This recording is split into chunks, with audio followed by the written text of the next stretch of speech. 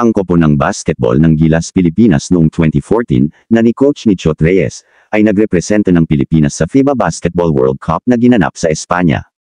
Kinilala ang koponang ito sa buong mundo dahil sa kanilang masigasig na laro at nakapasok sila sa round of 16, isa ito sa mga pinakamagandang performance ng Pilipinas sa World Cup. Ilan sa mga kilalang manlalaro sa Cupon ay sina Jimmy Alapag, Jason Castro, Andre Blatch, at Junmar Fajardo, at iba pa.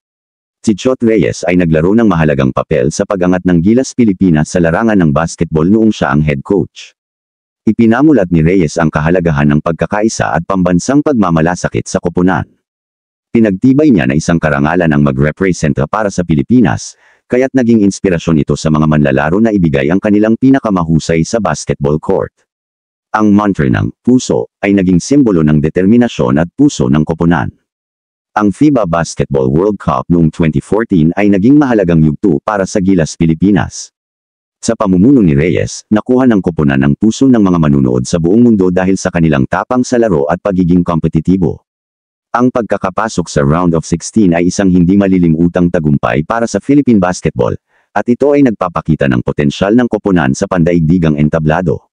Malaki ang naging kontribusyon ni Chot Reyes sa Gilas Pilipinas sa pamamagitan ng pagsasagawa ng modernong pamamahala sa koponan, pagpapabuti sa kakayahan ng mga manlalaro, pagpapalaganap ng kanilang exposure sa internasyonal, pagpapalaganap ng pambansang pagmamalasakit, pagkamit ng tagumpay sa FIBA World Cup, at pagiging inspirasyon sa mga darating na manlalaro ng basketball sa Pilipinas.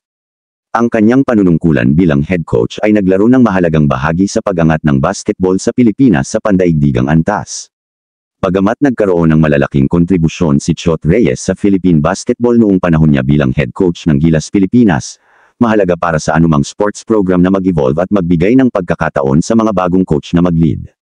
Ang paglipat sa ibang mga coach ay maaaring magdala ng mga bagong perspektibo, estratehiya, at pamamaraan na maaaring maging kapaki-pakinabang para sa koponan.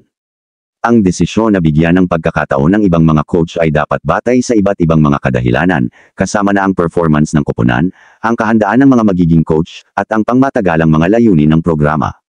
Karaniwan sa larangan ng sports ang pagkakaroon ng pagbabago sa coaching para mapanatili ang kompetisyon at makasunod sa mga pagbabago sa paligid.